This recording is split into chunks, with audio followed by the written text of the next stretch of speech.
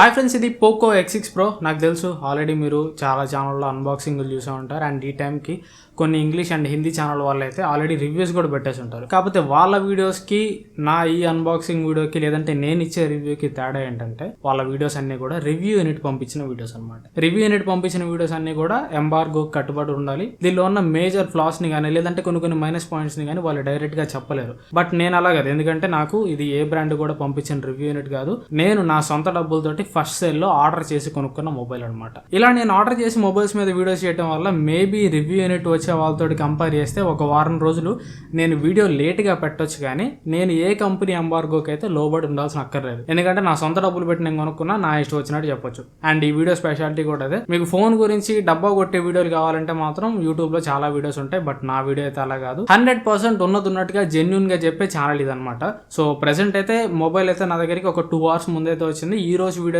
అయితే mobile unboxing and initial impressions అయితే చూద్దాం. ఇనిషియల్ ఇంప్రెషన్స్ అయినా కానీ ఈ 2 గంటల్లోనే ఈ మొబైల్ గురించి నాకున్న కొన్ని మేజర్ క్వైరీస్ అయితే సాల్వ్ అయినాయి. అండ్ ఆ క్వైరీస్ ని మీరు కూడా తెలుసుకోవాలి. ఈ రోజు వీడియోలో వాటన్నిటి గురించి చెప్తాను. అండ్ ఈ మొబైల్ ఒక 10 రోజులు వాడిన తర్వాత దీని గురించి నా ఫుల్ రివ్యూ కూడా ఇస్తాను. అవన్నీ మీరు మిస్ కాకుండా ఉండాలంటే ఛానల్ సబ్స్క్రైబ్ చేసుకోండి. అండ్ ఇక అన్బాక్సింగ్ లోకి వెళ్ళిపోదాం. So first of all box చూసామంటే బ్లాక్ అండ్ ఎల్లో కాంబినేషన్ లో ఉంది. బాక్స్ బ్యాక్ సైడ్ వచ్చేసరికి మొబైల్ గురించి కొన్ని కీ స్పెసిఫికేషన్స్ అయితే మెన్షన్ చేశారు. బాక్స్ ఓపెన్ చేసుకుంటే లోపల మనకి ఇంకో చిన్న బాక్స్ అయితే ఉంటుంది. దీంట్లో మనకి సిమ్ ఇజెక్టర్ పిన్ కనిపిస్తుంది అండ్ కొంత పేపర్ వర్క్ అండ్ బాక్స్ లో ప్రొవైడ్ చేసే TPU కేస్ అయితే కనిపిస్తుంది. దీంట్లో కూడా వీళ్ళు రెడ్మీ నోట్ 13 సిరీస్ లో లాగా గ్రే కలర్ కేస్ అయితే ప్రొవైడ్ చేశారు. అండ్ తర్వాత మనకి మొబైల్ ఫోన్ ఉంటుంది. మొబైల్ ఫోన్ కింద 67 వాట్ ఛార్జింగ్ అడాప్టర్ ఉంటుంది and USB Type A to Type C cable అయితే ఉంటుంది. అండ్ ఇక మొబైల్ చేతిలో తీసుకోగానే మొబైల్ అయితే ఫస్ట్ ఇంప్రెషన్ కంఫర్టబుల్ గా ఉంది. ఎందుకని కంఫర్టబుల్ గా ఉందంటే ఇది మీకు రౌండెడ్ బ్యాక్ తోటి వస్తుంది. కోర్స్ ఇది మీకు ఫ్లాట్ ఎడ్జెస్ తోటి అయితే వస్తుంది. ఫ్లాట్ ఎడ్జెస్ తోటి ఉన్నా గానీ బ్యాక్ వచ్చేసరికి వీళ్ళు కొద్దిగా కర్వేచర్ అయితే ఇచ్చారు. లైక్ 2.5D కర్వేచర్ అంటారు కదా, ఆ రకమైన కర్వేచర్ అయితే ఉంది. కంప్లీట్ ఫ్లాట్ అయితే లేదు. సో రెడ్మీ నోట్ 13 Pro వచ్చరికి మనకి కంప్లీట్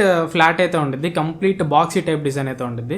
సో ఇట్లా బాక్సీ టైప్ డిజైన్ ఉండటం వల్ల చేతిలో పట్టుకోవడానికి అంత కంఫర్ట్ అయితే ఉండదు. బట్ దీనిలో మాత్రం ఆ ప్రాబ్లం అయితే లేదు. బ్యాక్ సైడ్ మనకి కొద్దిగా లైట్ కర్వేచర్ అయితే ఇచ్చారు కాబట్టి కొద్దిగా స్మూత్ గా పట్టుకోవడానికి చేతులు అయితే కంఫర్టబుల్ గా ఉంది. అండ్ ఇక బిల్డ్ వచ్చరికి ఇది మీకు ప్లాస్టిక్ బిల్డ్ తోటి వస్తుంది. బ్యాక్ సైడ్ అంతా కూడా మీకు ప్లాస్టిక్ ఉంటుంది అండ్ చుట్టూ ఉండే ఫ్రేమ్ కూడా పాలికార్బోనేట్ ఫ్రేమ్ అయితే ఉంటుంది. డిస్ప్లే మీద ప్రొటెక్షన్ వచ్చరికి కార్నింగ్ గొరిల్లా గ్లాస్ 5 ప్రొటెక్షన్ అయితే ఉంటుంది. అండ్ నా దగ్గర ఉన్న పర్టికులర్ కలర్ వచ్చరికి గ్రే కలర్. ఇది మీకు గ్లాస్ ఫినిష్ తోటి వస్తుంది. దీంతో పాటు బ్లాక్ కలర్ కూడా ఉంటుంది, అది కూడా మీకు గ్లాస్ ఫినిష్ తోటి వస్తుంది. అండ్ ఇవి రెండు కాకుండా పోకో ఎల్లో కలర్ అని ఇంకొక కలర్ అయితే ఉంటుంది. అది మీకు వేగల్ లెదర్ ఫినిష్ తోటి అయితే వస్తుంది. సో ఈ గ్రే కలర్ తోటి కంపేర్ చేసుకున్నా, బ్లాక్ కలర్ తోటి కంపేర్ చేసుకున్నా కొద్దిగా మీకు ఇన్ హ్యాండ్ ఫీల్ బాగుండాలంటే మాత్రం పోకో ఎల్లో కలర్కి వెళ్ళిపోండి. అక్కడ మీకు లెదర్ బ్యాక్ ఉంటుంది కాబట్టి దాంట్లో మీకు ఇన్ హ్యాండ్ ఫీల్ అయితే బాగుంటుంది. దీంట్లో కూడా ఇన్ హ్యాండ్ ఫీల్ అయితే బాగానే ఉంటుంది. కాకపోతే ఆ ప్యూర్ ప్లాస్టిక్ ఫీలింగ్ అనేది మనకైతే కొట్టొచ్చినట్టయితే తెలుస్తుంది. అండ్ దాంతోపాటు గ్లాస్ బ్యాక్ ఇచ్చారు కాబట్టి ఈజీగా ఫింగర్ ప్రింట్స్ అయితే అట్రాక్ట్ చేస్తుంది. అండ్ ఇక మొబైల్ లుక్స్ అయితే మాత్రం మిక్స్డ్ ఫీలింగ్స్ ఉన్నాయని చెప్పొచ్చు. నాకైతే మొబైల్ బాక్స్ లో నుంచి తీసిన వెంటనే కొద్దిగా పర్లేదు, బాగానే అనిపించింది, యూనిక్ గా అనిపించింది. ఎందుకంటే ఈ పైన సైడ్ అంతా కూడా బ్లాక్ కలర్ ఫినిష్ తోటి 4 కెమెరాలు ఉన్నట్టు క్వాడ్ కెమెరా ఫినిష్ అయితే ఇచ్చారు. అండ్ ఈ గ్రే కలర్ కూడా నాకు కొద్దిగా కొత్తగా అయితే ఉంది చూడడానికి. నాకైతే నచ్చలేదు, ప్యూర్లీ నచ్చిందని చెప్పను, ఓకే ఏం ప్రాబ్లం లేదనిపించింది. బట్ నాతో పాటు ఉండే నా టీమ్ మెంబర్స్కి మాత్రం ఎవరికి ఈ ఫోన్ అయితే నచ్చలేదు. బట్ హానెస్ట్లీ ఒకటైతే చెప్పాలి, చూడడానికి అయితే మాత్రం కొద్దిగా చీప్ లుకింగ్ గానే ఉంది, మరి ప్రీమియం లుకింగ్ లాగా అయితే లేదు. అండ్ ఇక ఫిజికల్ ఓవర్ చూసామంటే ఫోన్ బాటమ్ సైడ్ మీకు ప్రైమరీ స్పీకర్ కనిపిస్తుంది and USB Type C port కనిపిస్తుంది, ప్రైమరీ మైక్రోఫోన్ కనిపిస్తుంది, సిమ్ ట్రే కనిపిస్తుంది. సిమ్ ట్రే వచ్చరికి మీకు ఓన్లీ 2 నానో సిమ్లు మాత్రమే పెట్టుకోగలరు, మెమరీ కార్డ్ అయితే పెట్టుకోలేరు. టాప్ సైడ్ లో వచ్చరికి సెకండరీ నాయిస్ క్యాన్సిలేషన్ మైక్ కనిపిస్తుంది, IR బ్లాస్టర్ కనిపిస్తుంది అండ్ సెకండ్ స్టీరియో స్పీకర్ అయితే కనిపిస్తుంది. ఈ ఫోన్ లో మీకు 3.5mm హెడ్ ఫోన్ జాక్ అయితే ఉండదు. అండ్ రైట్ సైడ్ వచ్చరికి power button and volume rockers కనిపిస్తున్నాయి. లెఫ్ట్ సైడ్ వచ్చరికి ఏమీలో ప్లేన్ ఉంది. అండ్ ఇక డిస్ప్లే గురించి మాట్లాడుకుంటే సేమ్ రెడ్మీ నోట్ 13 Pro లో ఏ డిస్ప్లే అయితే ఉంటుందో దీనిలో కూడా సేమ్ అదే డిస్ప్లే ఉంటుంది. 6.67 inch POLED డిస్ప్లే ఉంటుంది. డిస్ప్లే రెజల్యూషన్ వచ్చరికి 1.5K రెజల్యూషన్ ఉంటుంది. ఈ డిస్ప్లే మీకు 12-bit panel 120Hz refresh rate తోటి వస్తుంది. డాల్బీ విజన్ కి సపోర్ట్ చేస్తుంది. HDR10+ సర్టిఫికేషన్ ఉంటుంది. అండ్ ఈ డిస్ప్లే పీక్ బ్రైట్నెస్ వచ్చరికి 1800 nits అయితే ఉంటుంది. 1800 nits అనేది మీరు HDR కాంటెంట్ ప్లే చేస్తున్నప్పుడు వస్తుంది అనమాట. దీంట్లో మీకు HDR వీడియో అయితే ప్లే అవుతుంది, ఎట్లాంటి ప్రాబ్లం అయితే లేదు. యూట్యూబ్ వీడియో నేను ప్లే చేసి చూసాను. సో HDR వీడియో ప్లే చేస్తున్నప్పుడు 1800 nits పీక్ బ్రైట్నెస్ అనేది వస్తుంది. నార్మల్ గా మీరు హై బ్రైట్నెస్ మోడ్ లో పెట్టుకుని ఫోన్ యూస్ చేసేటప్పుడు అయితే మాక్సిమం 1200 nits పీక్ బ్రైట్నెస్ అయితే వస్తుంది. సన్లైట్ విజిబిలిటీ కూడా బాగానే ఉంది, no problem at all. Peak sunlight లో కూడా మీకు డిస్ప్లే అయితే బాగానే కనిపిస్తుంది. అండ్ ఈ డిస్ప్లేలో మీకు బెజల్స్ అయితే చాలా తక్కువ ఉన్నాయి. ఈవెన్ రెడ్మీ నోట్ 13 ప్రో తోటి కంపేర్ చేసినా కానీ టాప్ బెజల్ అయితే మాత్రం ఇంకా చాలా తక్కువ ఉంది. అండ్ బెజల్స్ అన్ని కూడా యూనిఫామ్ గా ఉన్నాయి. డిస్ప్లే చూడడానికి ఒక నీట్ అండ్ క్లీన్ లుక్ అయితే కనిపిస్తుంది. అండ్ ఈ డిస్ప్లేలో మీకు వైడ్ వన్ L1 సర్టిఫికేషన్ కూడా ఉంటుంది. అమెజాన్ ప్రైమ్ వీడియో అయితే HD క్వాలిటీలో ప్లే అవుతుంది. సో డిస్ప్లే అయితే మాత్రం ఎక్సలెంట్ డిస్ప్లే అని చెప్పుకోవచ్చు. డిస్ప్లేలో మీకు అన్ని ఉంటాయి. One of the best display అని చెప్పుకోవచ్చు. అండ్ నెక్స్ట్ ఈ ఫోన్ వచ్చేసరికి MediaTek Dimensity 8300 అల్ట్రా ప్రాసెసర్ తోటి వస్తుంది. ఈ ఫోన్ కి మెయిన్ హైలైటింగ్ పాయింట్ ఈ ప్రాసెసర్ అని చెప్పుకోవచ్చు. ఈ ప్రైస్ లో ఇది ది మోస్ట్ పవర్ఫుల్ ప్రాసెసర్ అని చెప్పుకోవచ్చు. అండ్ దీంతో పాటు వీళ్ళు ర్యామ్ అండ్ స్టోరేజ్ కూడా హై స్పీడ్ అయితే ఇచ్చారు. LPDDR5X ర్యామ్ తోటి వస్తుంది. UFS 4.0 స్టోరేజ్ తోటి వస్తుంది. అండ్ దాంతో పాటు దీనిలో మీకు 5000 mm² vapour chamber cooling system కూడా ఉంటుంది. సో గేమింగ్ వైజ్ గా ఎక్కువ టార్గెట్ చేసిన ఫోన్ అని చెప్పుకోవచ్చు. అండ్ నేను ఒక గంట సేపు BGMI అయితే ఆడాను. BGMI అయితే మీకు 90 FPS లో హ్యాండిల్ చేస్తుంది. స్మూత్ అండ్ 90 FPS గ్రాఫిక్స్ అయితే వస్తున్నాయి. బట్ దాని తర్వాత బ్యాలెన్స్డ్ లో చూసుకున్నా, HD లో చూసుకున్నా, HDR లో చూసుకున్నా కానీ ఎక్స్ట్రీమ్ ఫ్రేమ్ రేట్ అయితే రావట్లేదు. అంటే HDR ఎక్స్ట్రీమ్ కానీ HD ఎక్స్ట్రీమ్ కానీ ఎక్స్ట్రీమ్ ఫ్రేమ్ రేట్ అయితే రావట్లేదు. జస్ట్ అల్ట్రా ఫ్రేమ్ రేట్ అంటే 40 FPS మాత్రమే వస్తుంది. దీనికంటే లో గ్రేడ్ ప్రాసెసర్ ఉండే రెడ్మీ నోట్ 13 Pro లో HDR ఎక్స్ట్రీమ్ వస్తుంది. HDR గ్రాఫిక్స్ లోనే 60 FPS వస్తుంది. బట్ దీనిలో మాత్రం స్మూత్ గ్రాఫిక్స్ ఒక్కదాలో తప్పించి మిగతా అన్ని గ్రాఫిక్స్ లో కూడా 40 FPS మాత్రమే వస్తుంది. ఒక్క స్మూత్ గ్రాఫిక్స్ లో మాత్రం 90 FPS దాకా వస్తుంది. నేనైతే స్మూత్ అండ్ 90 FPS లో పెట్టుకొని అయితే ఆడాను. ఒక గంట సేపు వరకు గేమ్ అయితే ఆడాను. ఈ గంట సేపులో నాకు దాదాపు టెంపరేచర్ వచ్చేసరికి పీక్ 40 degrees అయితే రీచ్ అయింది. ఈ 40 degrees టెంపరేచర్ రీచ్ అయిన తర్వాత కూడా నేను గేమ్ అయితే ఆపలేదు, కంటిన్యూ చేస్తానే ఉన్నాను. నేను గేమ్ కంటిన్యూ చేస్తానే ఉన్నాను. దాని అంతా అది మళ్ళీ టెంపరేచర్ అయితే కూల్ అయిపోయింది. 38, 39 వరకు అయితే మళ్ళీ రిజిస్టర్ చేసింది. సో టెంపరేచర్ అయితే మాత్రం కంట్రోల్ ఉందని చెప్పుకోవచ్చు. సో హీట్ మేనేజ్మెంట్ అయితే బాగా చేశారనే చెప్పాలి.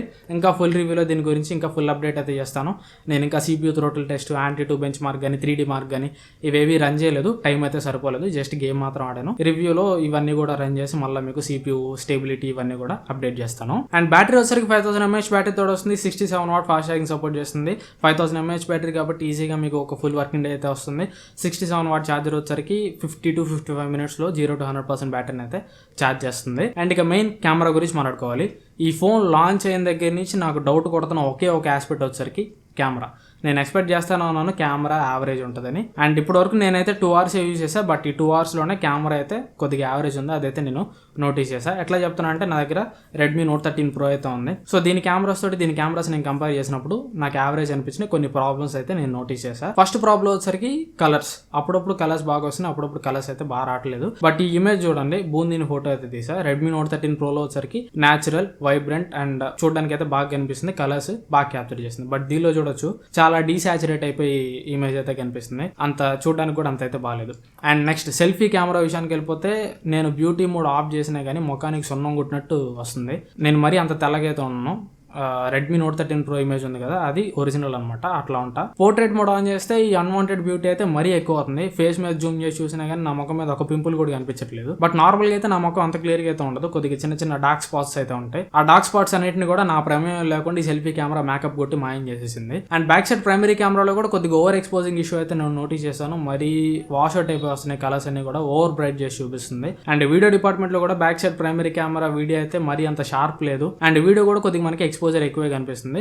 సో బ్యాక్ కెమెరాలో అయితే మాత్రం కొన్ని ఇష్యూస్ అయితే ఉన్నాయి ఇనిషియల్ గా. వీటిని మళ్ళీ నేను ఫుల్ రివ్యూలో చెక్ చేసి క్లియర్ గా మీకు అప్డేట్ అయితే చేస్తాను. బ్యాక్ సైడ్ ప్రైమరీ కెమెరాను యూస్ చేసి మీరు మాక్సిమం 4K 30 FPS వరకు వీడియో రికార్డ్ చేయొచ్చు. ఇంకొక ఆప్షన్ కూడా ఉంటుంది, 4K 24 FPS లో కూడా వీడియో అయితే రికార్డ్ చేయొచ్చు. దీంట్లో కూడా 4K 60 FPS ఆప్షన్ అయితే లేదు. అండ్ ఇక నెక్స్ట్ సౌండ్ అయితే మాత్రం అదరగొట్టేసింది అని చెప్పొచ్చు. దీనిలో మీకు స్టీరియో స్పీకర్స్ ఉంటాయి అండ్ డాల్బీ అట్మాస్ కి సపోర్ట్ చేస్తుంది. సౌండ్ అయితే మాత్రం చాలా క్రిస్ప్ గా, చాలా క్లియర్ గా, చాలా లౌడ్ గా ఉంది. ఈవెన్ రెడ్మీ నోట్ 13 Pro తోటి కంపేర్ చేసినా కానీ దీంట్లో స్టీరియో స్పీకర్స్ అయితే బెటర్ పర్ఫార్మెన్స్ చేస్తున్నాయి. And out of the box ఇది మీకు Android 14 తోటి వస్తుంది. HyperOS తోటి వస్తుంది. HyperOS అయితే సేమ్ మీకు MIUI లాగే ఉంది. పెద్ద తేడా అయితే ఏం లేదు. సెటప్ చేసేటప్పుడు కానీ నార్మల్ హోమ్ స్క్రీన్ కానీ సేమ్ MIUI లాగే ఉంది. సేమ్ MIUI లో ఉండే బ్లోట్వేర్ కూడా ఈ HyperOS లో అంతే నింపి పంపించారు. సెటప్ చేసేటప్పుడు మీకు ఒక ఆప్షన్ అయితే వస్తుంది, బేసిక్ సెట్టింగ్ అని చెప్పేసి. ఆ బేసిక్ సెట్టింగ్స్ లో మీకు పర్సనలైజ్డ్ యాడ్స్ అని, యూజర్ ఎక్స్పీరియన్స్ డెవలప్మెంట్ అని ఇట్లా మీకు కొన్ని ఆప్షన్స్ అయితే ఉంటాయి. ఆప్షన్స్ అన్నిటిని కూడా ఆఫ్ చేసి పెట్టుకోండి, మీకు కొద్దిగా బెటర్ ఎక్స్పీరియన్స్ అయితే ఉంటుంది. ఇనిషియల్ గా అయితే మాత్రం నాకు HyperOS కి MIUI కి పెద్ద తేడా అయితే ఏం కనిపించలేదు. జస్ట్ కొన్ని ఐకాన్స్, కొన్ని ఆప్షన్స్ అయితే చేంజ్ చేశారు తప్ప లోపలికి వెళ్తే మాత్రం HyperOS కూడా MIUI లాగే ఉంది. అండ్ సెక్యూరిటీ పర్పస్ దీనిలో మీకు in display finger print scanner ఉండేది. పోకోలో ఇప్పటివరకు ఇదే ఫస్ట్ ఫోన్ అని చెప్పొచ్చు in display finger print scanner తోటి. సో ఇది ఓవరాల్ గా ఈ వీడియోకి అయితే ఈ 2 hours లో నేను నోటీస్ చేసిన అన్ని కూడా చెప్పాను. ఈ ఫోన్ అయితే నా దగ్గర ఇంకో 10 రోజులు అయితే ఉండేది. ఈ 10 రోజుల్లో మేజర్లీ నేను ఈ ఫోన్ లో గేమింగ్ అండ్ కెమెరా మీద అయితే ఎక్కువ ఫోకస్ చేస్తాను. దీనిలో major deal breaker and deal maker అయితే ఇవి రెండే. డీల్ మేకర్ వచ్చేసరికి గేమింగ్, డీల్ బ్రేకర్ వచ్చేసరికి కెమెరా. చూద్దాం రివ్యూ టైంకి ఇవన్నీ కూడా తరోగా చెక్ చేసి మీకు క్లియర్ కట్ క్లారిటీ అయితే ఇస్తాను. అండ్ బై ద వే ఈ ఫోన్స్ అన్ని కూడా నేను కొన్నాను, ముందే చెప్పా కదా. ఈ ఫోన్స్ అన్ని కూడా రివ్యూ అయిపోయిన తర్వాత నేను మళ్ళీ అమ్మేస్తాను. ఎవరన్నా ఈ ఫోన్స్ కొనడానికి మీరు రెడీ ఉంటే మాత్రం కింద డిస్క్రిప్షన్లో ఇన్స్టాగ్రామ్ ఐడి అయితే ఉంటుంది, అక్కడ మీరు నాకు మెసేజ్ చేస్తే మనం మాట్లాడుకొని ఎంతో కొంత ఒక 2-3 వేల రూపాయలు తక్కువ ప్రైస్కి ఈ ఫోన్స్ అయితే నేను మీకు అమ్మేస్తాను. Poco X6 Pro and Redmi Note 13 Pro రెండు అయితే సేల్కి ఉన్నాయి. ఇంట్రెస్ట్ ఉన్న వాళ్ళు మెసేజ్ చేయండి, సీరియస్ బయర్స్ మాత్రం మెసేజ్ చేయండి. అండ్ ఈ వీడియో మీ నచ్చితే మాత్రం లైక్ చేయండి, వీలైతే మీ ఫ్రెండ్స్ ఫ్యామిలీతో కూడా వీడియో అయితే షేర్ చేయండి. ఇంకా ఛానల్ సబ్స్క్రైబ్ చేసుకోకపోతే సబ్స్క్రైబ్ చేసుకొని పక్కన ఉన్న బెల్ ఐకాన్ కూడా యాక్టివేట్ చేసుకోండి. Thanks for watching. మళ్ళీ నెక్స్ట్ వీడియోలో కలుస్తాను. Bye bye.